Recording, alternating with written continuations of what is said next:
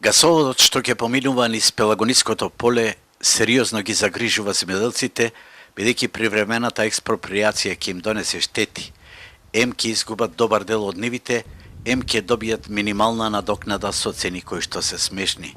Денеска на оваа тема следеше реакција од Сојузот на земјоделците на Македонија. Цената што се нуди за експроприација е различна од прва до тамо 6-7 гласа и таа некаде му се зема по 23 денари квадрат.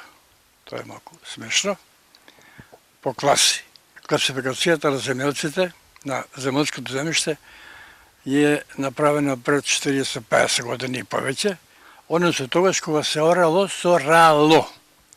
Сега и на 4-та класа, ако се избрши бунер, нема разлика меѓу прва и 4-та класа. Преокупирани со жетвата и поради други гајлиња, земјоделците дури сега сериозно започнуваат да размислуваат за гасоводот што ќе поминува низ нивните ниви. Освен за водно, гасификацијата сериозно досега никоја нема отворено за проблемите што ќе настанат околу земјоделските површини.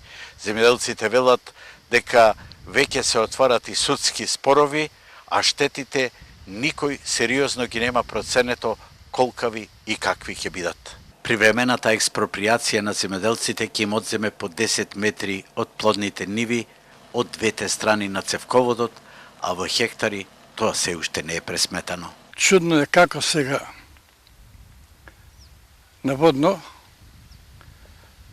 ќе прават корекција на проектот околу намалувањето на површината на така речената привремена експроприација, а кај нас површините на кои што ќе оди гасоводот